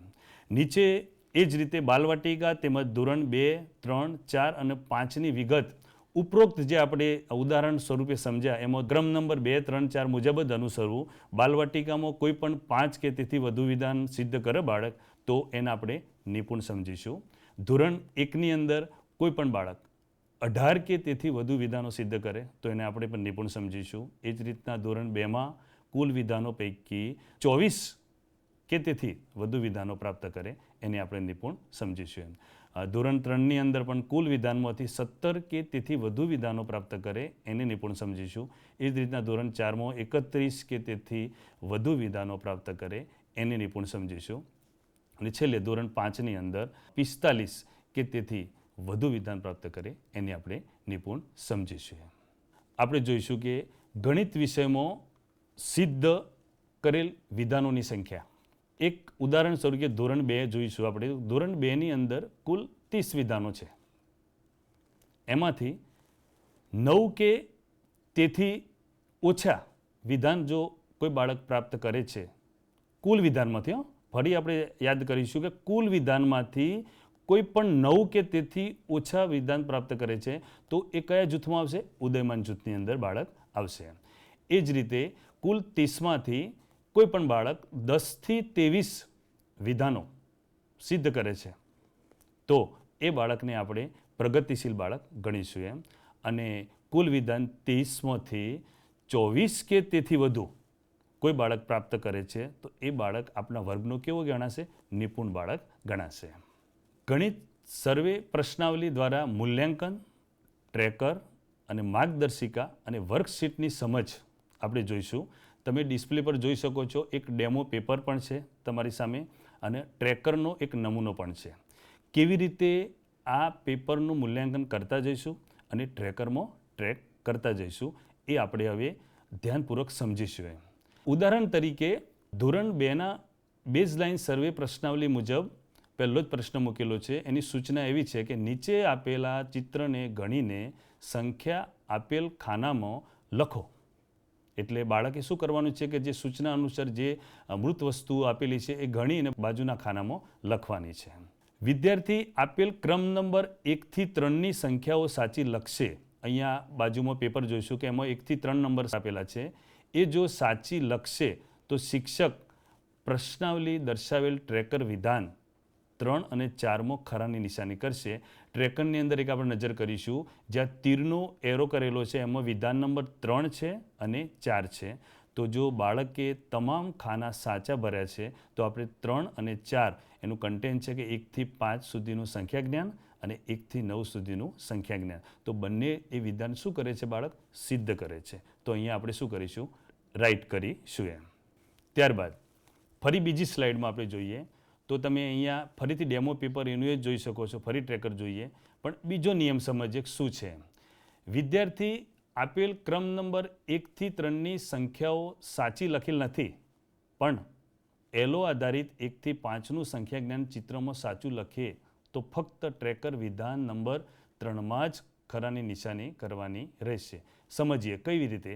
તો આપેલ 1થી 3 ક્રમ જે ડેમો પેપરમાં છે એમાં પ્રથમ નંબરમાં મૃત વસ્તુ 2 છે અને એને ગણતરી કરીને ખાનામાં લખવાની છે. એ એને સાચી લખી છે પણ બાકીની જે એ 5 કરતાં વધારે સંખ્યા જ્ઞાન છે 6 છે એ એને ખોટી લખી છે. તો એ વિદ્યાર્થીમાં 1થી 5નું સંખ્યા જ્ઞાન તો ધરાવે છે. તો ફક્ત વિદ્યાર્થી આપેલ ડેમો પ્રશ્નાવલી પ્રમાણે ક્રમ નંબર 1થી 3 પ્રમાણે સાચા જવાબ આપે છે તો વય કક્ષા અનુસાર અધ્યયન નિષ્પત્તિ સિદ્ધ ગણાય છે. તો આપણે શું ગણીશું કે એને 1થી 5નું સંખ્યા જ્ઞાન આવડે છે તો ફક્ત ટ્રેકરમાં આપણે ત્રીજા નંબરનું વિધાન છે 1થી 5 સુધીનું સંખ્યા જ્ઞાનમાં જ રાઈટ કરીશું આપણે. બાકી 1થી 9 સુધીનું સંખ્યા જ્ઞાન હજી બાળક શીખ્યો નથી તો આપણે ત્યાં રાઈટ કરીશું નહીં એમ. અગાઉ વિદ્યાર્થી આપેલ ક્રમ નંબર 1થી 3ની સંખ્યાઓ સાચી લખેલ નથી તો ઉપચારાત્મક કાર્ય માટે ગણિત FLN શિક્ષક માર્ગદર્શિકામાં પગલું 1 વિદ્યાર્થીઓને ઉપચારાત્મક કાર્ય કરવાનું થશે. અગાઉ આપણે જે શીખી ગયા કે 1થી 5નું સંખ્યા જ્ઞાન એને આવડે છે કે નથી આવડતું, બાકી 1થી 9નું સંખ્યા જ્ઞાન એને આવડે છે કે નથી આવડતું. જો 1થી 9નું સંખ્યા જ્ઞાન નથી આવડતું તો ગણિત FLN શિક્ષક માર્ગદર્શિકામાં તમે ડિસ્પ્લે પર પગલું 1નું પેજ નંબર 1માં જોઈ શકો છો કે મૃત વસ્તુઓના દ્વારે બાળકને ઉપચારાત્મક કાર્ય કરાવવાનું થાય છે. સાથે સાથે બાળક સ્વ મુહાવરો અને વ્યક્તિગત કાર્ય કરી શકે એ માટે FLN ગણિત વર્કશીટમાં પણ એનો પેજ નંબર 1 ઉપર આ કેટલોક એ જાતે મુહાવરો કરી શકે એ માટે કેટલાક અહીંયા ઉદાહરણ સ્વરૂપે વર્કશીટમાં મુહાવરા આપેલા છે. આગળ જોઈશું તો ટ્રેકરમાં આપેલ વિધાનો વિદ્યાર્થી બેઝલાઇન સર્વેમાં સિદ્ધ કરી શકતા નથી તો ટ્રેકરમાં આપેલ પગલું નંબર પ્રમાણે શિક્ષક માર્ગદર્શિકામાંથી શિક્ષકે ઉપચારાત્મક કાર્ય કરવાનું રહેશે. બાજુમાં ડિસ્પ્લે જે કલર દેખાય છે કલર કોડમાં એ ટ્રેકર જોઈશું આપણે. તો એની અંદર પગલું 1 લખેલું છે કે એટલે જે વિદ્યાર્થી જે એકમ અથવા જે વિધાન સિદ્ધ કરતો નથી તો એને સિદ્ધ કરવા માટે ઉપચારાત્મક કાર્ય શિક્ષકે કરવાનું થશે. તો ઉપચારાત્મક કાર્ય કોના રેફરન્સ આધારે કરશે તો અહીંયા નીચે FLN શિક્ષક માર્ગદર્શિકા પણ આપેલી છે. તો FLN શિક્ષક માર્ગદર્શિકાના આધારે આપણે જે પગલાંમાં દાખલા તરીકે બાળકને 1 થી 9 સુધીનું સંખ્યા જ્ઞાન નથી આવડતું તો એના ઉપર પગલું 1 લખેલ છે. તો શિક્ષક માર્ગદર્શિકામાં પણ પગલું 1 દર્શાવેલ છે. તો એના આધારે આપણે શું કરશું ત્યાં ઉપચારાત્મક કાર્ય કરવાનું થશે. ઉપચારાત્મક કાર્ય કર્યા બાદ વિદ્યાર્થીને જ્યારે વ્યક્તિગત કાર્ય કરાવવાનું થાય છે ત્યારે આવી વર્કશીટ આપેલી છે FLN ગણિત વર્કશીટ. એની અંદર પણ 1 થી 9 સંખ્યા જ્ઞાન શીખવવા માટે પગલું 1 આપેલું હશે. એની અંદર આપણે શું કરીશું ઉપચારાત્મક કાર્ય અથવા વર્કશીટમાં એને મુહાવરો કરાવીશું. ટ્રેકરમાં ટ્રેક કરતાં ધ્યાનમાં રાખવાની બાબતો આ અતિ મહત્ત્વનું છે કે વર્ષ દરમિયાન જ્યારે આપણે બાળકને ટ્રેકરની અંદર ટ્રેક કરવાના છે તો કઈ કઈ બાબતોનું ધ્યાન રાખી અને આપણે ટ્રેકરમાં ટ્રેક કરીશું જોઈએ. બેઝલાઇન સર્વે પ્રશ્નાવલીમાં સિદ્ધ થયેલ વિધાનના આધારે જ ટ્રેકરમાં ટીક કરવાનું રહેશે. કે જે તમને બેઝલાઇન સર્વેમાં જે પ્રશ્નાવલી આપેલી છે એમાં જે વિધાન સિદ્ધ કર્યું છે એના આધારે જ તમારા ટ્રેકરની અંદર ટીક કરવાનું રહેશે. બાલવાટિકાથી ધોરણ 2 સુધી ચાલુ અભ્યાસક્રમ પ્રમાણે ટ્રેકરમાં ટીક કરવાનું રહેશે. એટલે બાલવાટિકાથી ધોરણ 2નો જે આપણે FLNમાં જે બેઝલાઇન સર્વે કરીએ છીએ એની અંદર જે ચાલુ અભ્યાસક્રમ છે એના આધારે જ આપણે એ મૂલ્યાંકન કરવાનું થાય છે. જેમ કે એક ઉદાહરણ સ્વરૂપે સમજીએ કે ધોરણ 2માં ટ્રેકર વિધાન નંબર કે ટ્રેકરમાં વિધાન નંબર હશે આવો 17 નંબર કે એમાં એવું વિધાન લખેલું છે કે 2 અંકના વદ્દીવાળા સરવાળા કોયડા.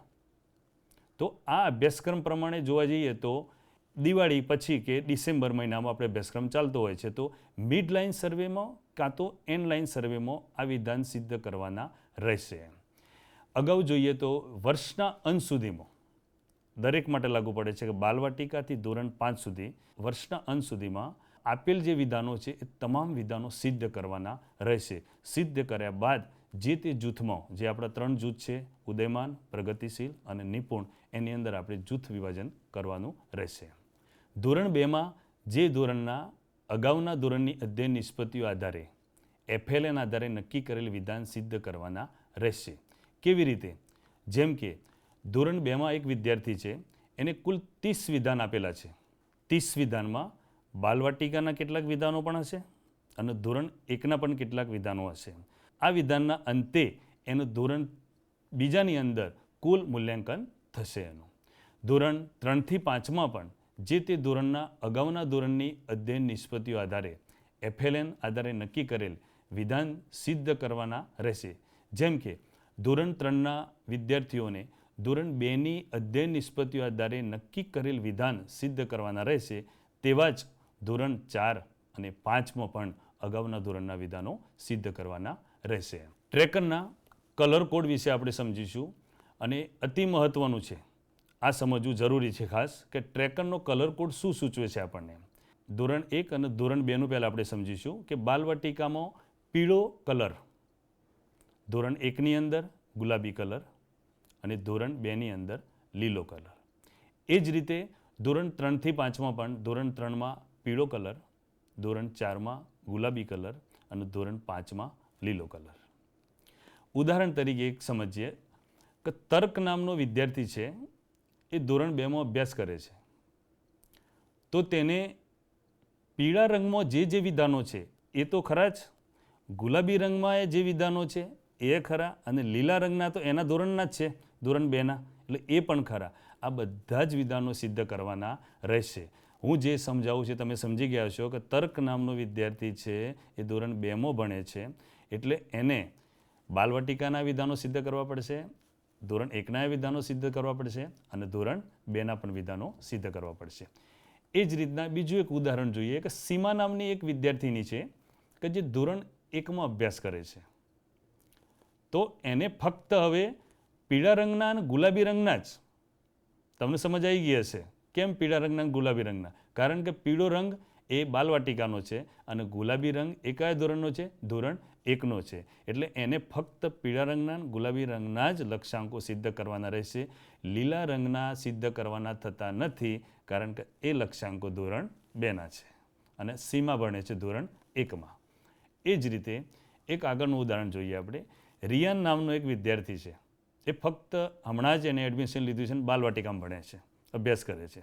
તો ફક્ત પીળા રંગના જે 6 લક્ષ્યાંકો આપેલા છે એના આખા વર્ષ દરમિયાન એ રિયાનને ફક્ત 6 વિધાનો જ આખા વર્ષ દરમિયાન સિદ્ધ કરવાના રહે છે.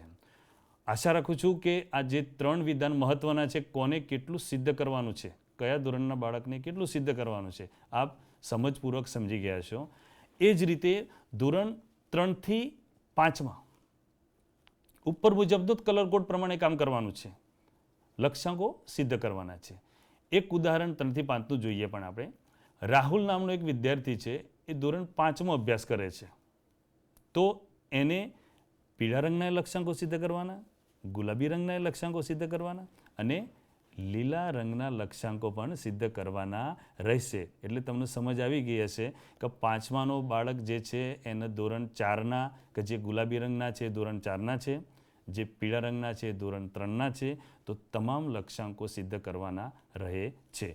એ જ રીતે કોઈ વિદ્યાર્થી 4થા ધોરણમાં ભણે છે તો 4થા ધોરણના વિદ્યાર્થીને પીળા રંગના લક્ષ્યાંકો સિદ્ધ કરવાના રહેશે અને ગુલાબી રંગના લક્ષ્યાંકો સિદ્ધ કરવાના રહેશે. અને છેલ્લે જે 3જા ધોરણમાં બાળક છે એને ફક્ત પીળા રંગના જે લક્ષ્યાંકો જ્યાં લાગુ પડે છે એ વર્ષ દરમિયાન, વર્ષના અંત સુધીમાં આખા લક્ષ્યાંકો FLNના જે લક્ષ્યાંકો નક્કી કરવામાં આવેલા છે એ સિદ્ધ કરવાના રહેશે. ગણિત ટ્રેકર વિશેની સમજ અહીંયા પૂર્ણ થાય છે. ખૂબ ખૂબ આભાર. ચાલો હવે તો આપણે ગુજરાતી ઉપચારાત્મક કાર્યની સમજ મેળવીશું. નમસ્કાર શિક્ષક મિત્રો. નિપુણ ગુજરાત અભિયાન અંતર્ગત આજે આપણે ઉપચારાત્મક કાર્ય વિશે સમજીશું. ગુજરાતી વિષયમાં અગાઉ આપણે જે તે બાળકનું મૂલ્યાંકન કર્યું હશે કે જે અત્રેથી ઉપલબ્ધ કરવામાં પ્રશ્નપત્ર આધારે આપણે દરેક બાળકોનું મૂલ્યાંકન કર્યું છે. હવે આ મૂલ્યાંકન આધારે કયું બાળક કઈ સ્થિતિ ઉપર છે એ આપણને ખબર પડી ગઈ. મિત્રો, અત્યારે આપણે આ જોઈ રહ્યા છીએ કે 3થી 5ના બાળકોનું ટ્રેકર છે.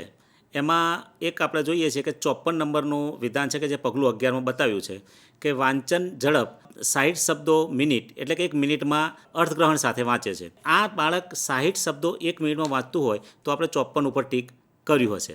હવે આપણું ઉપચારાત્મક કાર્ય આ બાળકનું ક્યાંથી ચાલુ થશે? તો 55 નંબરના વિધાનથી, કે જે હવેથી આપણે ઉપચારાત્મક માટે સમજીએ. હવે મિત્રો, આપણે ઉપચારાત્મક કાર્ય માટે થોડું વિસ્તૃત રીતે સમજીએ ઉદાહરણ સહિત, કે જે અત્યારે હું તમને એક પીપીટીના માધ્યમથી સમજાવું છું તેમાં આપણે જોઈશું. અહીંયા આપણે જોઈએ છીએ કે ગુજરાતીનો એક તમને ડેમો પ્રશ્ન પેપર અમે બતાવી રહ્યા છીએ કે જેમાં તમે જોશો તો પ્રશ્ન 1માં વિધાન આપેલું છે કે જે પ્રશ્નનું વિધાન છે કે નીચેના ફકરાનું વાંચન કરાવો. ગમે તે એટલે કોઈ પણ 2 કે 3 ફકરા આપ્યા હશે જેમાં આપણે વાંચન કરાવીશું. હવે તમે બાજુમાં જોશો તો તમને જે મૂલ્યાંકન શીટમાં ટીક કરવાની છે એ ટ્રેકર વિધાન પણ પ્રશ્નની સામે લખેલું હશે. આ બાળક આખો ફકરો વાંચી જાય છે ઉચ્ચાર સહિત. તો હવે આપણે ક્યાંને ટીક કરીશું? તો 52 નંબરના તમારા ટ્રેકરમાં તમે જોશો તો 52 નંબર ઉપર આપણે ટીક કરીશું.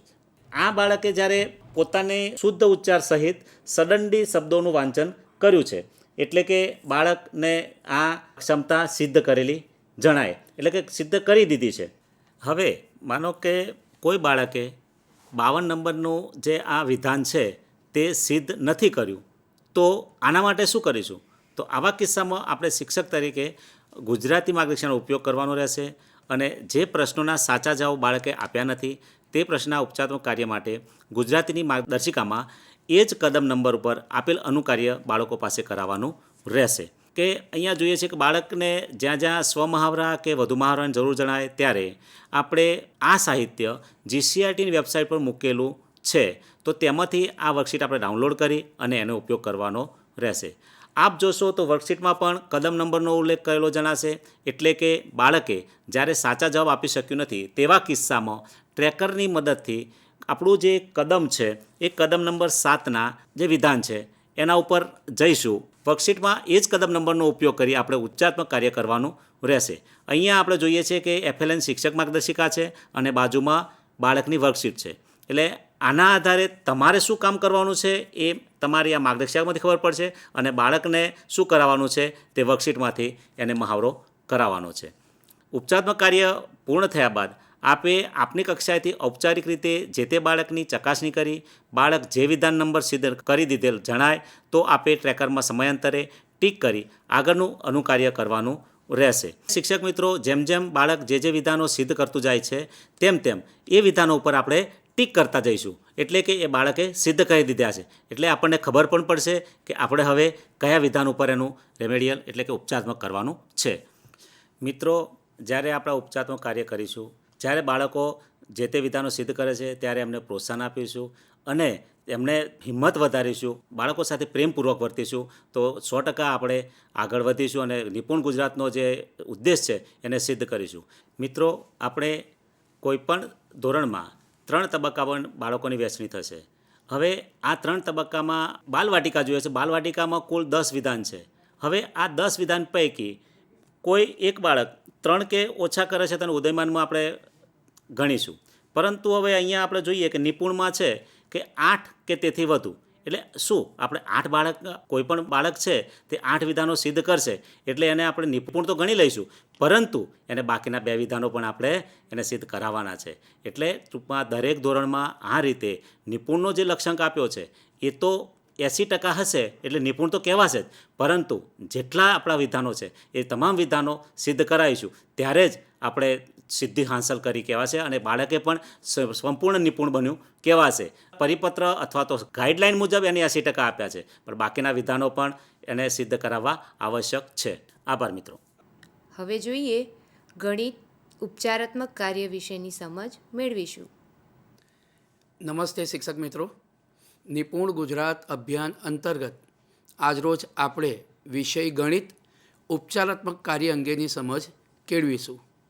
આપણે અગાઉ સમજી ગયા છે કે જ્યારે બાલવાટિકાથી ધોરણ 5 સુધીના બાળકોને સૌપ્રથમ બેઝલાઇન એસેસમેન્ટ કરવાનો થાય ત્યારે આપણે તમામ બાળકોને મુખ્ય 3 સ્તરમાં વિભાજિત કરીએ છીએ. પ્રથમ સ્તર છે ઉદયમાન, બીજું છે પ્રગતિશીલ અને ત્રીજું છે નિપુણ. આપે પણ આ સ્તર મુજબ જ બાળકોનું બેઝલાઇન એસેસમેન્ટ કરેલ હશે. હવે પ્રશ્ન એ થાય છે કે ઉપચારાત્મક કાર્ય કરાવવું પણ કયા બાળકોનું કરાવવું?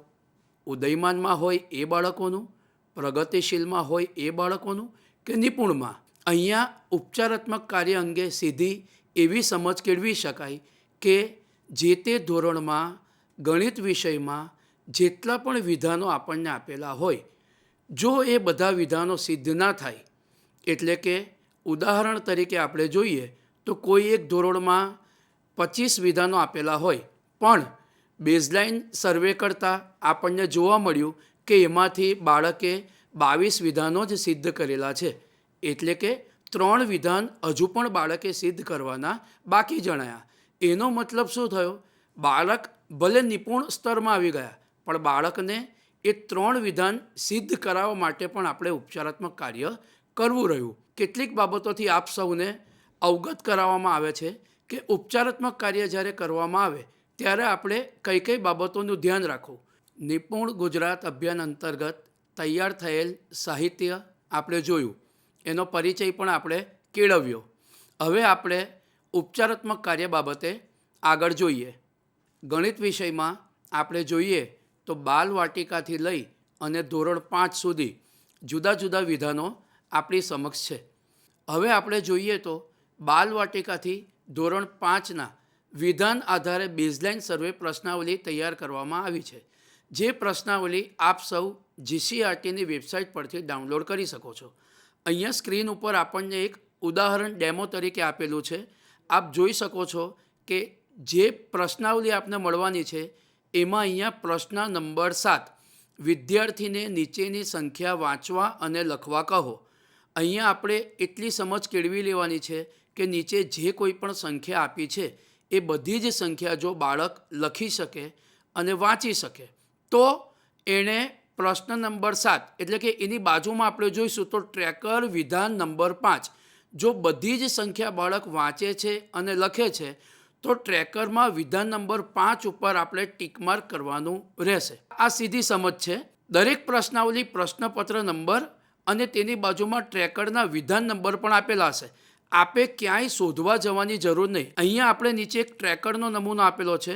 આપ જોઈ શકો છો કે ભૂરા કલરનો જે એરો માર્ક બતાવેલો છે એ શું કહેવા માગે છે? તો જો બાળક કોઈ પણ પ્રશ્નનો સાચો જવાબ આપશે તો દરેક પ્રશ્નમાં જે તે પ્રશ્નની બાજુમાં ટ્રેકરમાં કઈ જગ્યાએ કયા વિધાન નંબરમાં ખરાની નિશાની કરવાની છે એ આપણને બતાવેલું છે. એટલે કે વિધાન નંબર 5માં જે તે બાળકના નામની સામે ખરાની નિશાની આપણે કરવાની રહેશે. હવે આપણને પ્રશ્ન થશે કે બાળકોના તમામ પ્રશ્નના જવાબ સાચા આપી દીધા તો આપણે ટીક માર્ક કરી દઈશું, પણ આપણી જોડે એવા પણ બાળકો હશે કે જેના તમામ પ્રશ્નોના જવાબ સાચા ન પણ આપી શકે. એવા કિસ્સામાં બાળકોનું ઉપચારાત્મક કાર્ય કરવા માટે આપણે શું ધ્યાને રાખીશું? તો જો બાળક દ્વારા પ્રશ્નપત્રમાં આપેલ પ્રશ્નોના સાચા જવાબ આપી ના શકે તેવા કિસ્સામાં ટ્રેકરમાં વિધાન નંબર લખેલ છે જેની ઉપરની બાજુમાં જે તે વિધાન નંબર, અહીંયા આપણને ઉદાહરણ સ્વરૂપે 5 નંબરનું વિધાન આપણે જોયું છે, એમાં પગલું નંબરનો ઉલ્લેખ કરેલો જણાશે. એટલે કે વિધાન નંબર 5ની ઉપર એરો મારેલો છો ત્યાં આપ જોઈ શકો છો પગલું નંબર 5. એનો મતલબ આપણે શું સમજવો કે વિધાન નંબર 5માં બાળકે જે પ્રશ્નોના સાચા જવાબ આપી નથી શક્યા એ બાળકોનું ઉપચારાત્મક કાર્ય કરવા માટે શિક્ષક માર્ગદર્શિકાનો ઉપયોગ કરવાનો રહેશે. માર્ગદર્શિકાના આધારે શિક્ષકે નક્કી કરવાનું રહેશે કે પગલાં નંબર 5માં કયા પ્રકારની પ્રવૃત્તિઓ અને મહાવરા આપેલા છે. એ મહાવરા બાળકોને આપણે શીખવવાના છે, સમજાવવાના છે. અને જો બાળકને વધારે મહાવરાની જરૂર હોય એટલે કે બાળકને 100 મહાવરો કે આ વિધાન સિદ્ધ કરવા માટે વધુ મહાવરાની જરૂર હોય એવા કિસ્સામાં આપણે વિદ્યાર્થી વર્કશીટ પણ આપેલી છે. અહીંયા આપણે જોઈશું તો જો બાળકને મહાવરા કરવા છતાં પણ વધુ મહાવરાની જરૂર જણાય છે, હવે આપણને પ્રશ્ન થાય કે જે પ્રશ્નોના બાળકે સાચા જવાબ આપ્યા નથી એવા કિસ્સામાં બાળકોનું ઉપચારાત્મક કાર્ય કેવી રીતે કરાવવું?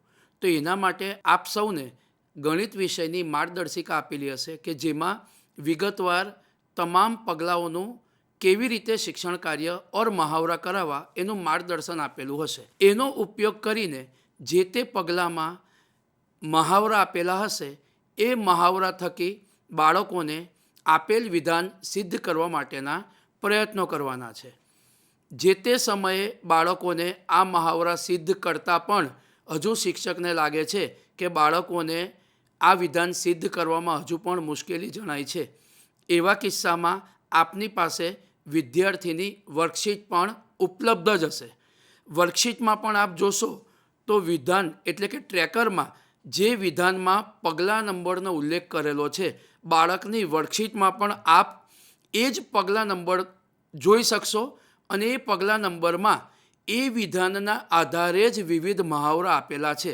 એ મહાવરાના ઉપયોગ થકી જે તે વિધાન સિદ્ધ કરવા માટેના પ્રયત્નો આપણે કરવાના રહેશે. અહીંયા આપણે એ વાતનું પુનઃ ધ્યાન રાખવાનું છે કે બાળક ઉદયમાન સ્તરમાં હોય, પ્રગતિશીલમાં હોય કે પછી નિપુણમાં હોય, દરેક સ્તરે જેટલા વિધાનો સિદ્ધ કરવાના છે એ તમામ વિધાનો જ્યાં સુધી સિદ્ધ નહીં થાય ત્યાં સુધી તો એવા બાળકોનું આપણે ઉપચારાત્મક કાર્ય કરવું જ રહ્યું છે.